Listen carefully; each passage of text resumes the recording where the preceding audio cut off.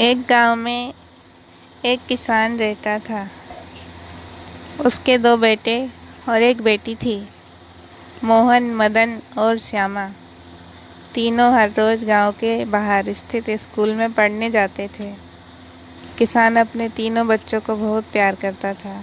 उसका सपना था कि उसके तीनों बच्चे पढ़ लिख कर अच्छे और बड़े आदमी बने।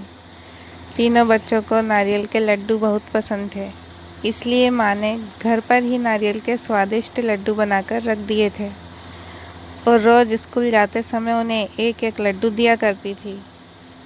माँ ने तीनों बच्चों को समझाया था कि उन्हें हर रोज़ सिर्फ एक ही लड्डू मिलेगा। एक से ज़्यादा लड्डू रोज़ खाना सेहत के लिए हानिकारक हो सकता है। माँ ने उन्हें ऐसा डराने के लिए कहा था ताकि लड्डू ज़्यादा समय तक चले, कुछ ही दिनों में ख़त्म ना हो जाए। एक दिन घर पर कुछ मेहमान आए। उनको लड्डू देने के लिए जब माँ ने लड्डू का डिब्बा खोला तो वह दंग रह गई। उसमें से आधे से अधिक लड्डू गायब थे। माँ तुरंत समझ गई कि उसके बच्चे लड्डू चोरी करके खा रहे हैं। माँ ने ये बात किसान को बताई। किसान को यह बात सुनकर बहुत दुख हुआ। वह इतनी मेहनत करके अपने बच्चों को पढ़ा लिखा रहा था। उसके बच्चे यदि चोरी जैसा गलत काम करना सीख रहे हैं तो उसके लिए बड़े शर्म और दुख की बात थी। किसान के लिए पता लगाना बहुत मुश्किल था कि उसका कौन सा बच्चा लड्डू चोरी करके खा रहा है। फिर अचानक किसान को एक तरकीब सूझी। उसने अपनी पत्नी को समझाया कि नारियल के लड्डू में नीम के पत्तों का रस मिला दे। किसान की पत्नी को यह तरकीब अच्छी लगी।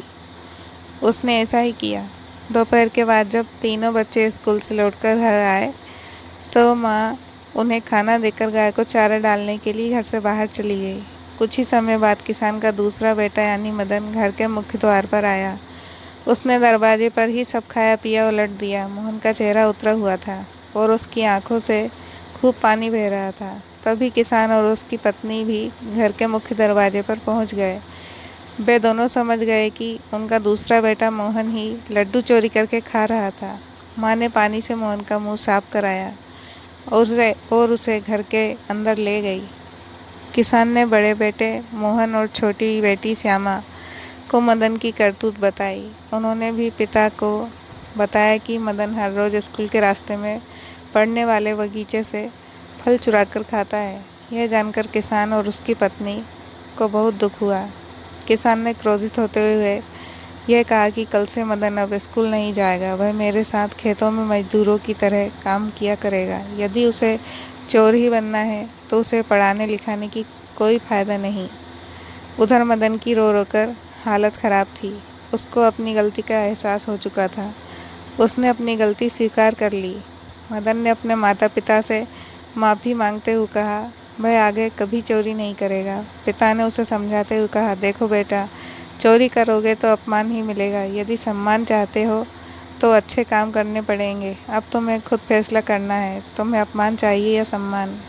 मदन ने निश्चय किया वह अब ऐसा कोई काम नहीं करेगा जिससे उसके माता पिता को दुख हो या उसे अपमान मिले। उसकी प्रार्थना पर किसान ने उसे क्षमा कर दिया। इसके बाद उसने कभी चोरी नहीं की। चोरी करना बहुत बुरा काम है। इससे व्यक्ति को हमेशा अपमान ही होता है। चोरी कभी ना करें।